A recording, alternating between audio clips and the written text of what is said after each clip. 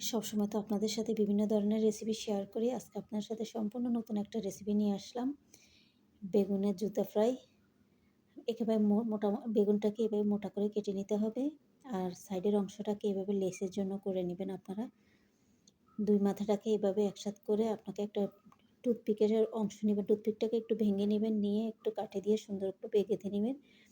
এভাবে নিচের অংশটাকে এভাবে গেঁথে নিতে হবে।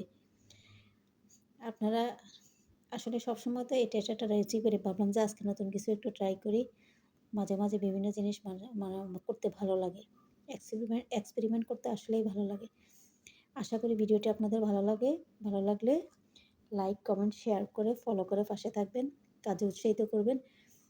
যখন হয়ে যাবে সবগুলা রেডি তখন আমি এর বেসনের ব্যাটারে ডুবিয়ে এভাবে ভেজে নিতে হবে। আর বেসনের ব্যাটারটা এটা কিন্তু একটু পাতলা করেই করতে হবে। ঘন ব্যাটারটা কিন্তু জুটেটা সুন্দর হবে না। তো সবসময় একটু চেষ্টা করবেন পাতলা করে। দেখেন তৈরি হয়ে গেল মজাদার বেগুনের জুতা ফ্রাই। আশা করি ভিডিওটি আপনাদের ভালো লেগেছে।